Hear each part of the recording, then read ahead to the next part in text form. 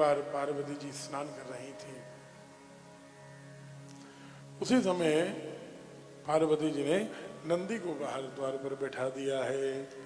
कोई भी आए, शिव भी आए तो मत आने देना अंदर। इतने में शिव आए, नंदी ने उन्हें रोकना चाहा। शिव ने थोड़े आंखें लाल लाल की, क्रोध दिखाया।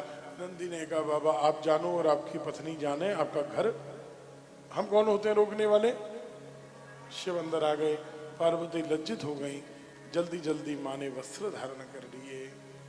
अब पार्वती जी को लगा कि अपना भी कोई गण तो होना ही चाहिए, जो केवल हमारा गण हो। और माता पार्वती जो स्नान कर रही थी, मैल से एक पुतला बनाया।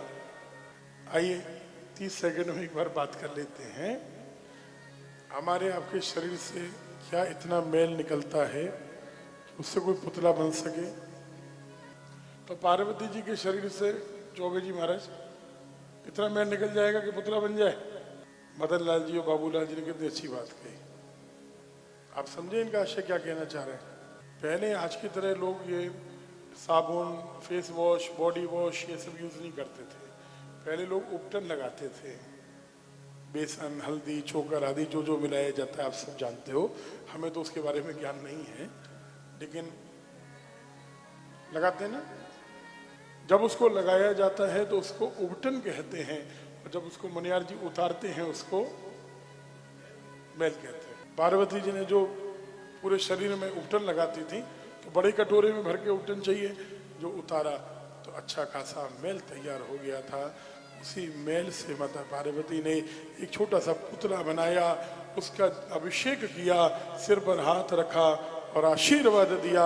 देखते ही देखते वो सुंदर बालक के रूप में परिणत हो गया है। गणपति गणेश भगवान की जय। गणपति गणेश भगवान की जय। बालक को देखते देखते बड़ा कर दिया माँ ने अपनी शक्ति से। हाथ में एक लाठी दे दी, पैरी पर बैठ जाओ, कोई भी आए आने मत देना। मां कोई भी नहीं, बोले कोई भी नहीं। हाथ में लाठी लेकर गणेश जी घर के बाहर बैठे हुए हैं, और इतने में आए भोलेनाथ। और देखा बड़ा सुंदर बालक है। देखो ना, ये कितना सुंदर चित्र है। शिव की गोद में गणेश जी को देखो ना, उसी वाले रूप को देखना, इस वाले को नहीं।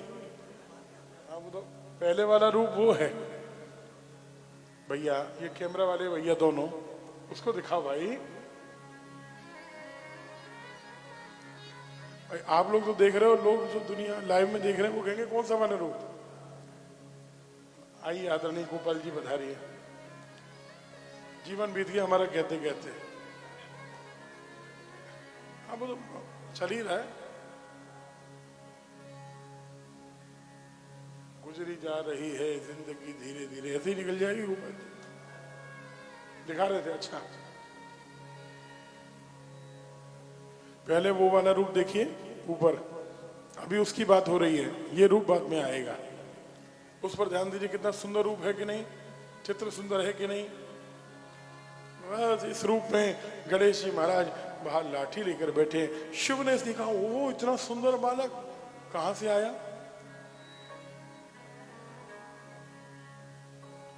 किसके बच्चे हो। माँ का बेटा हूं।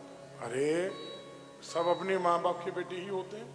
नहीं, बाप का नहीं, केवल माँ का बेटा हूं। बेटा बिना पिताजी के आप कैसे आए।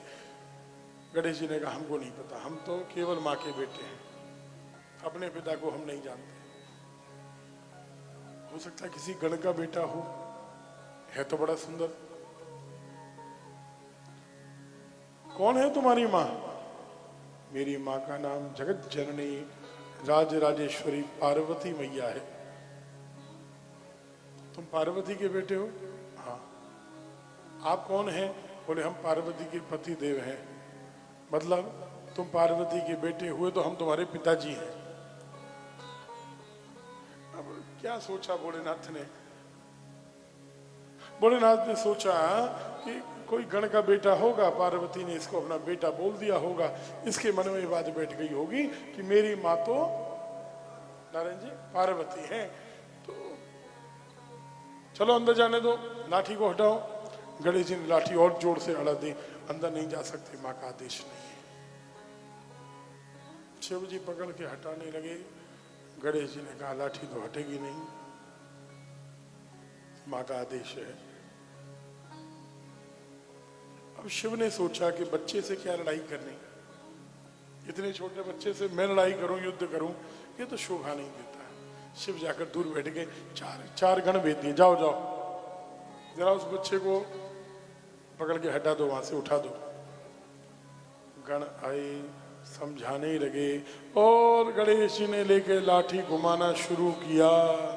चारों के सिर फूटे, हाथ पैर टूटे, वो भागे। शिव ने 400 भेजे, वो भी पिटे। 4000 भेजे, वो भी पिटे।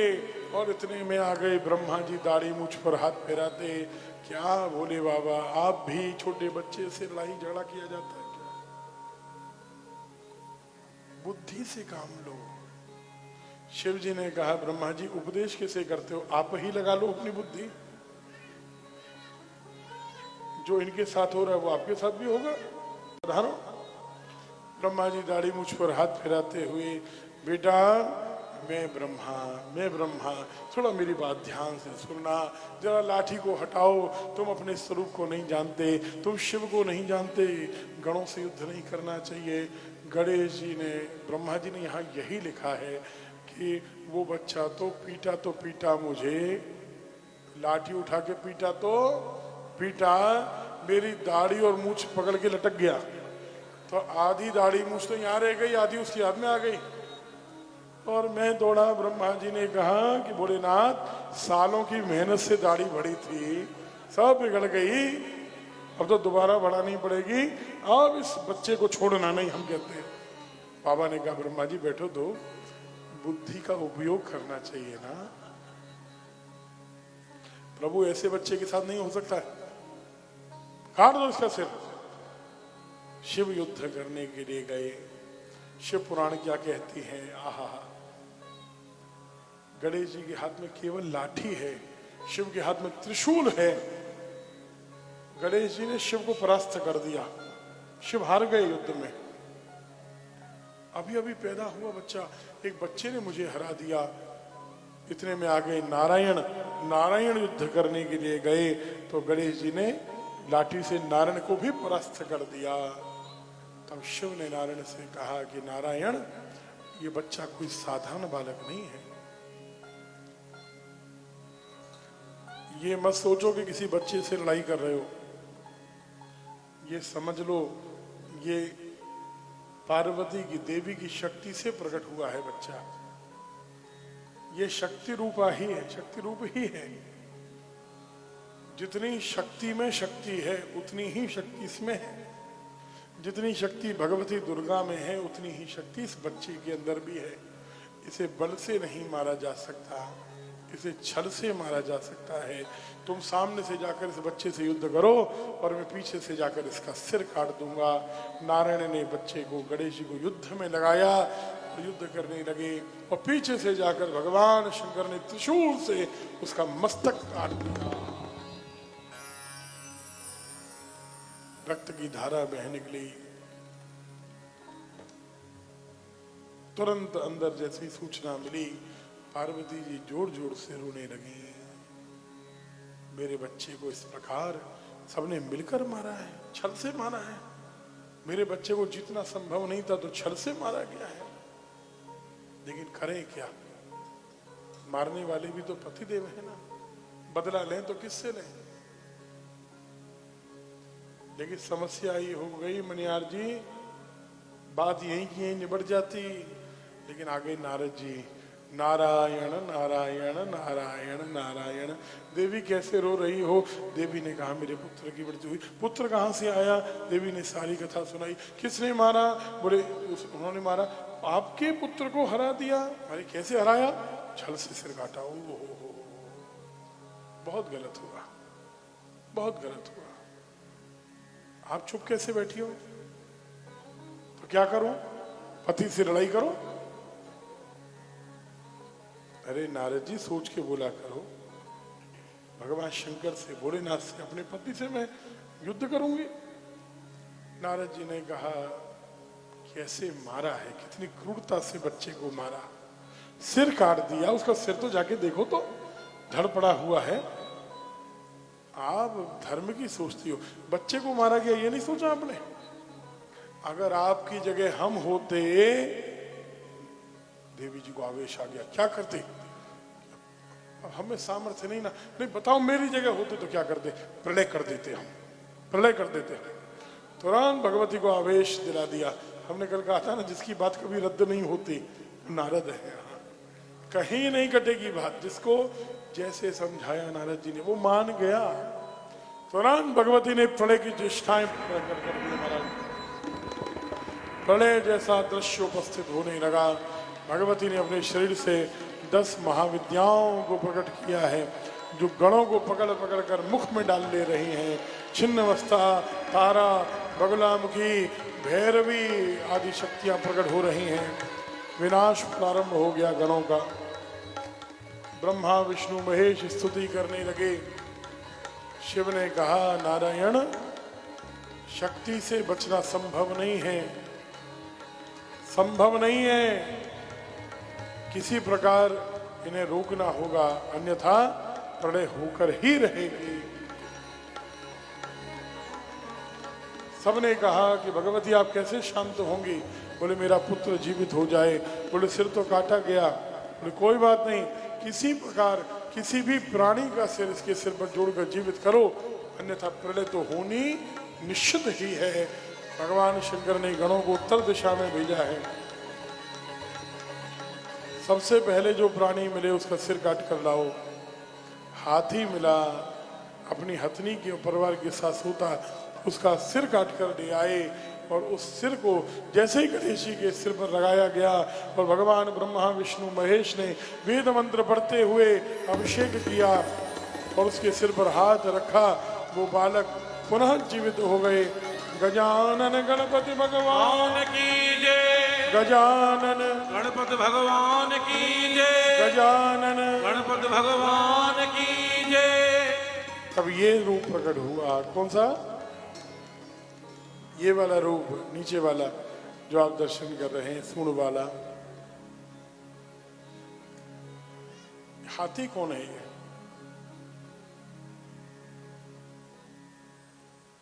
भागवत जी में कथा आती है, समुद्र मंथन से के प्रसंग में, प्रारंभ ही से है। भगवान नारायण की प्रसादी माला दुर्वासा जी ने इंद्र को दी। इंद्र ने ऐरावत हाथी के माथे पर डाल दी। ऐरावत ने उसे कुचल दिया। इंद्र का श्राप से राज्य गया और ऐरावत हाथी का मस्तक काटा गया श्राप से। इसे मनुष्य बनने का श्राप मिला। और अग्रवाल जी, यही हाथी ऐरावत, ये हाथी था ऐसा कहते हैं, मनुष्य बनकर पृथ्वी पर आया था। इसका सिर काटा गया और जब इसकी अग्नि रोने लगी तो दूसरे हाथी का, जिसका परिवार नहीं था, उसका सिर काटकर उस हाथी के जोड़ दिया गया। कहीं कहीं तो बड़ी अजीब सी कथा मिलती है कि ऐरावत हाथी के मस्तक पर फिर केकड़े का सिर लगा दिया गया। केकड़े का, क्रिकलास का सिर लगाकर उसको जीवित कर दिया गया।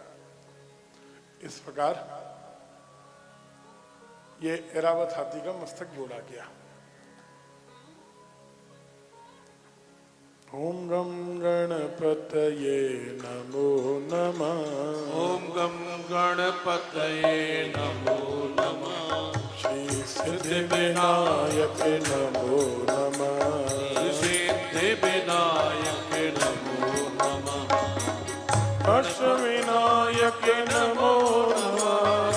अष्ट विनायक नमो नमः। श्री गणपति बप्पा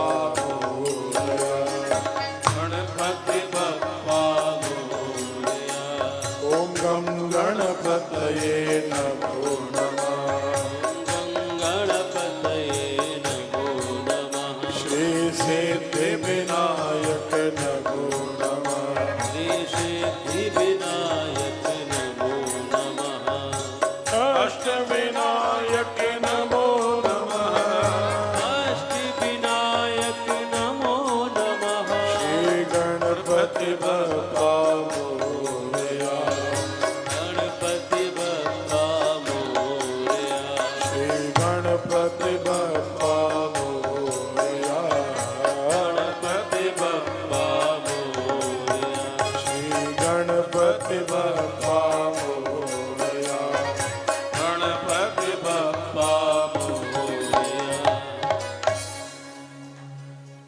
महाराष्ट्र वालों को ये कीर्तन क्या सुनाना, आप तो हर साल गाते हो, पूरी दुनिया को ये कीर्तन तो आपने ही दिया है।